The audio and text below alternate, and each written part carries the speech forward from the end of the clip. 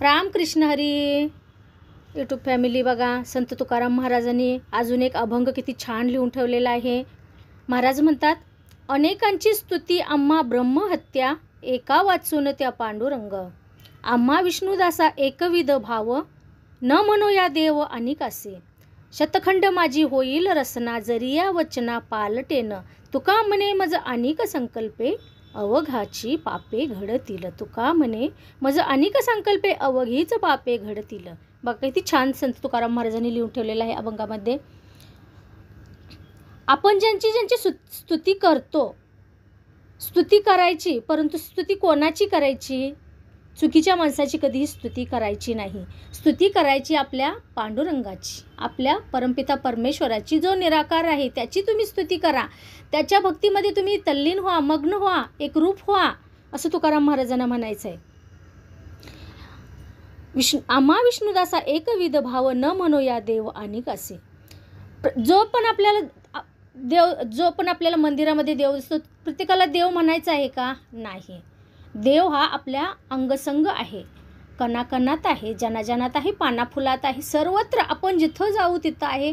आपल्या अंतरंगात आहे, आपल्या बाह्यरंगात आहे, सर्वत्र हा अमाप विस्तार याचा झालेला आहे. हा परमपिता परमेश्वराचा प्रत्येक ठिकाणी हा आपल्यासोबत असतो. त्यासाठी आपल्याला मंदिरात जाण्याची गरज आहे का हो? नाही.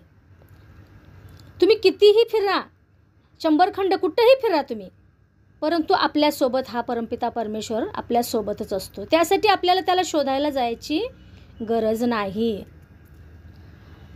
किती छान तुकाराम महाराजांनी अभंगामध्ये लिहून ठेवलेला आहे.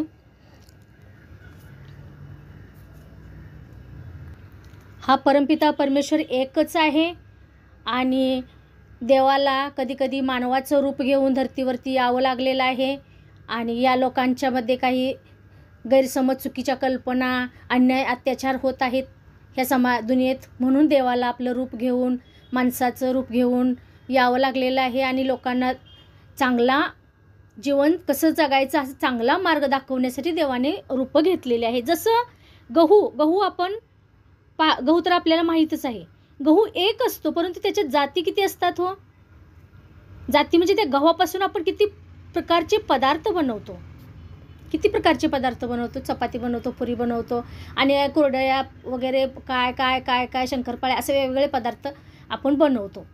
त्याचं मोजमाप पण करता येत नाही. कोणी म्हटलेलं आहे की 1 गहू आणि 9 असं काहीतरी आहे. एका गव्हापासून 9 पदार्थ बनतात, परंतु असं नाही. गव्हापासून खूप सारे पदार्थ बनतात. तसं हा परमपिता परमेश्वर एकच आहे, परंतु तो अनेक नावाने ओळखला जातो.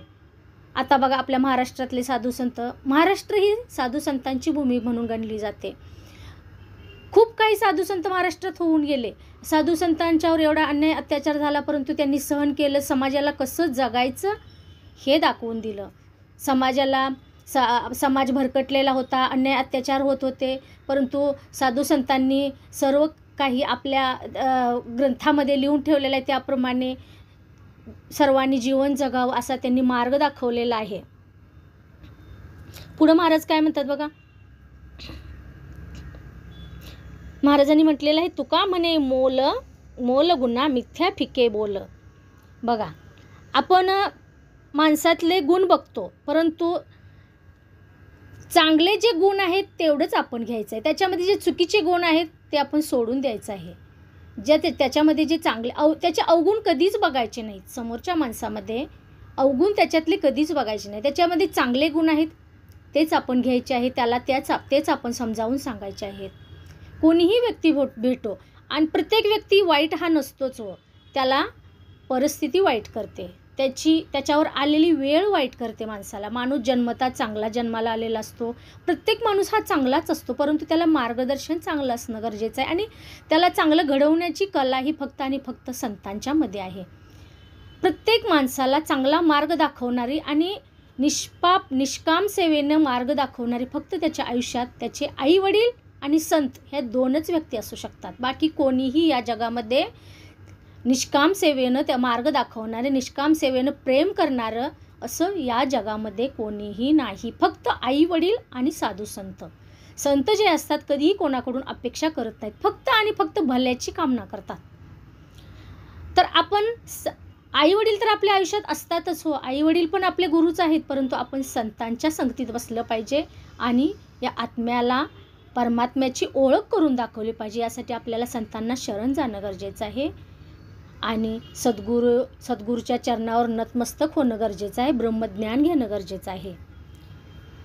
दासीला जेवढं माहीत आहे तेवढं दासीने सांगण्याचा प्रयत्न केलेला आहे. चला तर भेटू पुढच्या व्हिडिओमध्ये. तोपर्यंत सर्वांना रामकृष्ण.